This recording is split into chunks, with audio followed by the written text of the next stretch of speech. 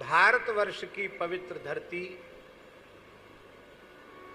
गौ माता की चरण रज से, गौ माता के पवित्र गोबर गोमूत्र से सिंचित होकर, सुरभित होकर पवित्र हुआ करती थी। आज वही भारत की धरती गाय के रक्त से रंजित हो रही है। और ये गोवंश पर अत्याचार जब से शुरू हुआ है, तब से ही देश विखंडित हुआ है। जब इस देश में गोवंश का आदर था, तो उपलब्ध जो विश्व है ना, उपलब्ध जो विश्व है, इस संपूर्ण विश्व पर भारतीय सनातन संस्कृति का ही साम्राज्य था। आप सब पढ़े लिखे लोग हो, इतिहास उठाकर देखो तो आज से 3000 वर्ष पहले हिंदू सनातन धर्म को छोड़कर पूरे संसार में कोई धर्म ही नहीं था। ईसाई धर्म को आए कितना समय हुआ? अरे 2025 चलना, 2025 ही वर्ष तो हुए।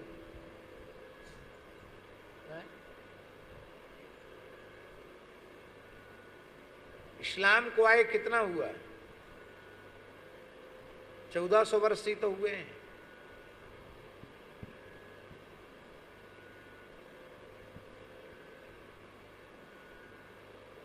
आप 2500-3000 हजार वर्ष पहले जाओ तो पूरी धरती पर सनातन हिंदू साम्राज्य था, और उसके प्राचीन चिन्ह आज भी पूरे विश्व में उपलब्ध होते हैं। कहां गया हमारा शासन? कहां गया हमारा साम्राज्य? जब तक हम गो पूजक थे, गो उपासक थे, गाय की भगवान की भी यह भगवान है ऐसा मानकर गाय की उपासना हो रही थी, तब तक हमारा पूरी धरती पर साम्राज्य था और सनातन धर्म का ध्वज पूरी धरती पर फहरा रहा था। जैसे जैसे हमने गोवंश का तिरस्कार किया, हम टूटते चले गए। अभी बड़ी दुखद घटना घटी है। सबसे दुखद घटना तो ये घटी कि जो नेपाल एकमात्र हिंदू राष्ट्र था पूरे संसार में, पहले उसका हिंदू राष्ट्र का दर्जा समाप्त हुआ। राज परंपरा थी, वो परंपरा नष्ट हुई। राजा का पूरा खानदान का खानदान नष्ट कर दिया गया। और विकास के नाम पर नेपाल में लोकतंत्र आया। आज क्या स्थिति है?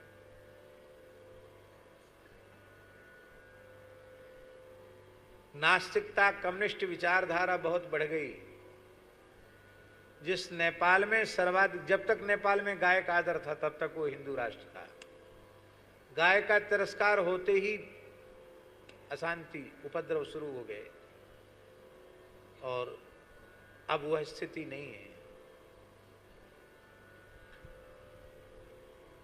मुस्लिम देशों से इतना धन आ रहा है और इतनी तेजी से मुस्लिमकरण हो रहा है नेपाल में। हम तो नेपाल कई बार गए हैं महाराज, छोटे से छोटे गांव में एक से एक कीमती मस्जिदें बनी हुई है। वहां गरीबी, इतना धन कहां से आया? बड़ी तेजी से धर्मांतरण हो रहा है। और हमको एक पादरी मिला एयरपोर्ट पर, बोला काठमांडू जा रहे हैं। हमने कहा किस लिए? बोले अपने धर्म के प्रचार के लिए जा रहे हैं। विदेश का था। ईसाई मिशनरियां बहुत तेजी से, बचे खुचे लोग कम्युनिस्ट हो गए, ईसाई मुसलमान बढ़ गए, हर गांव में चर्च, हर गांव में मस्जिद, और आज हिंदू साम्राज्य समाप्त होने का ये दुष्परिणाम हुआ कि आज नेपाल में आग लगी हुई है चारों ओर।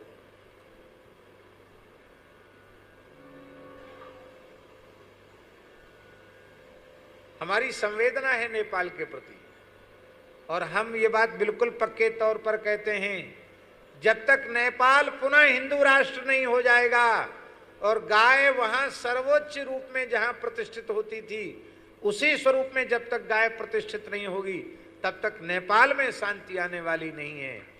और यही जब सौभाग्य का दिन भारतवर्ष में आएगा, भारतवर्ष की धरती गोवध के कलंक से मुक्त होगी और गाय सर्वोच्च रूप सिंहासन पर, पूज्यता के, आदर के, सम्मान के सर्वोच्च सिंहासन पर जब गाय प्रतिष्ठित होगी तो उसी दिन भारत विश्व गुरु हो जाएगा। भारत में भी सुख शांति तभी आने वाली है जब घोषित रूप में भारत हिंदू राष्ट्र हो जाएगा। हमारी न कोई सुनेगा न मानेगा, लेकिन हम जो अपने मन में समझते हिंदू राष्ट्र की परिभाषा कि उसमें मताधिकार केवल हिंदू को ही होना चाहिए और बाकी रहो सब खाओ पियो मौज करो, कोई चिंता की बात नहीं।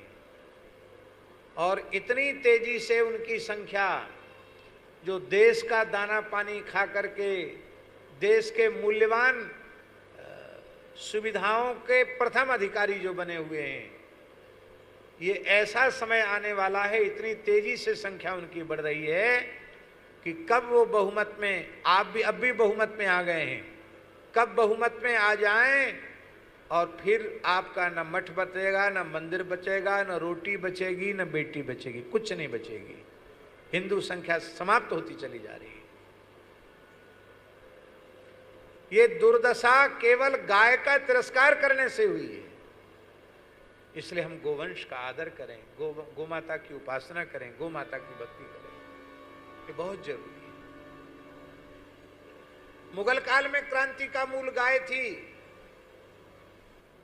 गो अपराधियों को इस भारत की धरती से हमारे पूर्वज, चाहे श्री महाराणा प्रताप हों, चाहे महाराजा छत्रपति शिवाजी महाराज हों, अथवा छत्रपति शिवाजी के वीर पुत्र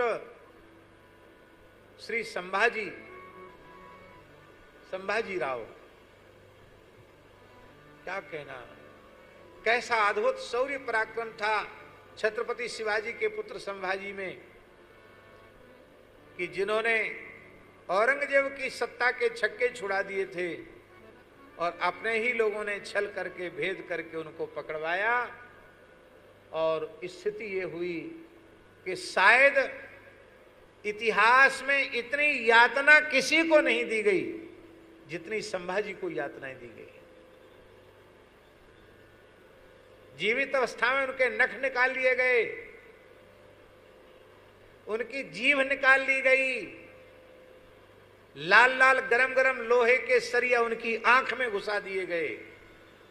केवल यह कहा गया कि एक बार इस्लाम कबूल करो, लेकिन नहीं, इस्लाम कबूल नहीं किया, मर मिट गया। लेकिन हिंदू सनातन धर्म को नहीं छोड़ा उन्होंने। आज उस देश की ये हालत हो रही है। बांग्लादेश की हालत देखी, अब नेपाल की हालत देख रहे हो। गाय का तिरस्कार होता रहा और जिस पद्धति पर राष्ट्र चल रहा है, इस पद्धति पर चलते रहे तो वह दिन दूर नहीं कि यहां भी गृह युद्ध की स्थिति आ सकती है। इसलिए हिंदुओं को संगठित होना चाहिए, हिंदुओं को सावधान होना चाहिए। ये आज इतनी विकट परिस्थिति में भी जो देश सुरक्षित है, सीमाएं सुरक्षित हैं, उसका मूल कारण है एक सुदृढ़ इच्छा शक्ति वाला शासक इस समय देश को प्राप्त है।